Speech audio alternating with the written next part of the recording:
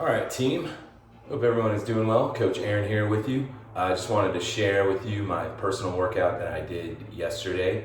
I do have access to a rower, so for those of you that have access to a rower, great. If not, we can substitute with a run, like a 400-meter run around the block, an 800-meter run, if you've got a jump rope, like 100 singles.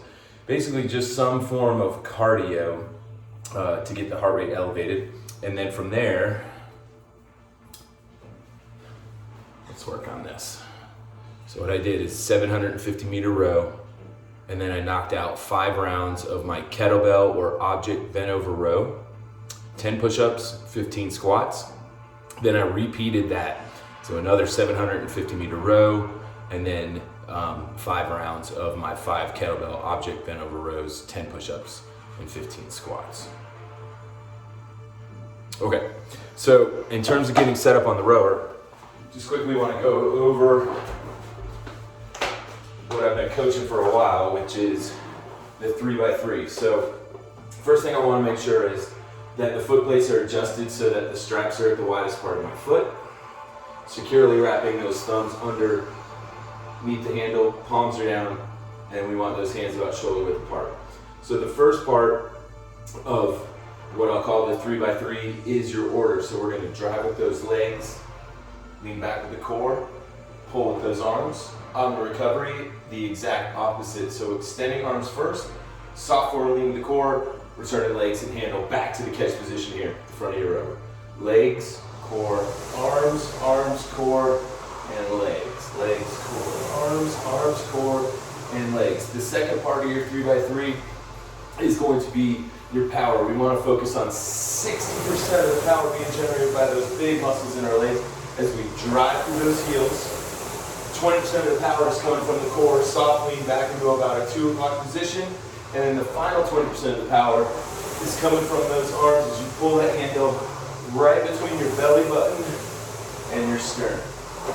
The last part of your 3x3 in the rowing is your your timing. We want to think of it as a power count back or a 1 count back and a patience count coming forward. So big powerful leg drive back and then slower 2, 3 count coming back into that catch position on that recovery. But really focus on that big 1 count powerful leg drive, generating a lot of power, and then just slowing it down as we come in for that recovery, keeping that back nice and flat, belly button to spine, and you're lifting that lower back out of your hips, okay?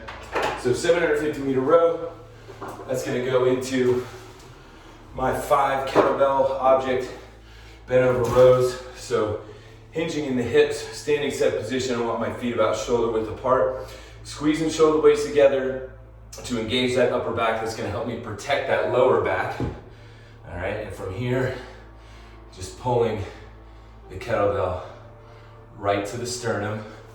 From the side angle here, slight bend in those knees. Notice that straight line from my head all the way through my tailbone. So I'm really focusing on squeezing the shoulder blades together to protect that lower back and also squeezing that belly button into my spine. It's going to help protect that low back as well, okay? So my object here is a pail, bucket, and then I just took instead of filling it up with water and sloshing around, I just took this jug and filled it up with water, and I can get into that same setup here, hinging in the hips, back is nice and flat, and just pulling this bucket handle right up into my sternum, okay?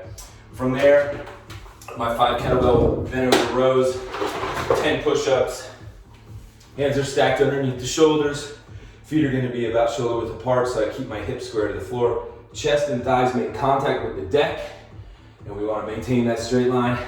Head to heels again, brace the core, suck the belly button into the spine to help protect that low back, and you can always do it from the knees. Just make sure that you keep your hands stacked underneath your shoulders, and then we follow that up with 15 squats. You're looking for full range of motion, so the backs of the thighs are parallel to the floor, and see if you can't get those hips just below your knees. But we're still getting into that 90-degree bend in both the knee and the hip crease here, right? All right. But again, on the end of your squat, just take it down to the range of motion that you're most comfortable with, all right?